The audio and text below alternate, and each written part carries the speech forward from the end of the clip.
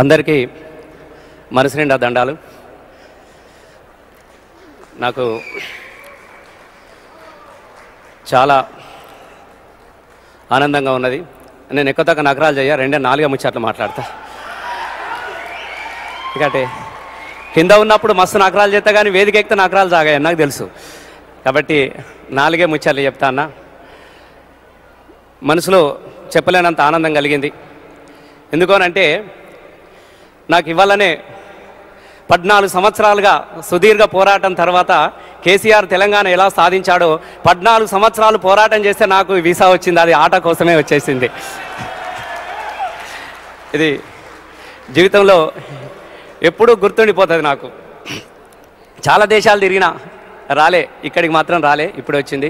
ఈ అవకాశం కల్పించినటువంటి ఆటకు ముఖ్యంగా నా ఆత్మీయ మిత్రుడు లక్ష్మీ నరసింహన్నకు రెడ్డికి నాకు మనసు నిండా దండాలు తెలియజేసుకుంటూ, అయితే మీ అందరికీ ఈ అవకాశం ఇచ్చినందుకు, అమెరికాలోని ఆటను చూసి వద్దమా, ఆడ ఆత్మగల్ల మనసులను కలుసుకుందమా, ఆడ ప్రేమగల్ల మనుషులను చూసి వద్దమా. మనుషులు ఇక్కడే ఉన్నా మీ ఆత్మలను అక్కడ పెట్టి మమ్మల్ని ఇక్కడ దాకా రప్పించి ఇంతసేపు ఓపికగా ఉన్నందుకు మీకు మరొకసారి నీకు ధన్యవాదాలు తెలియజేస్తా ఉన్నా. నాకు చాలా ఆనందం వేసింది. ఆట 2 సంవత్సరాలకు ఒక్కసారి వస్తుందని నాకు తెలియదు, ఏడాది ఉంటుందేమో అనుకున్నా.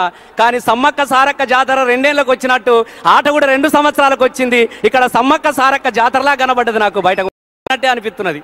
కొమరెల్లి మల్లన్న జాతరను చూసినట్టు అనిపిస్తున్నది. ఇక్కడ మంగళవారం పూట కొండగట్ట అంజన దగ్గర ఉన్నట్టు అనిపిస్తున్నది నాకు. గిన్ని కలిపి తీసుకొచ్చిరన్న ఒక్కసారి.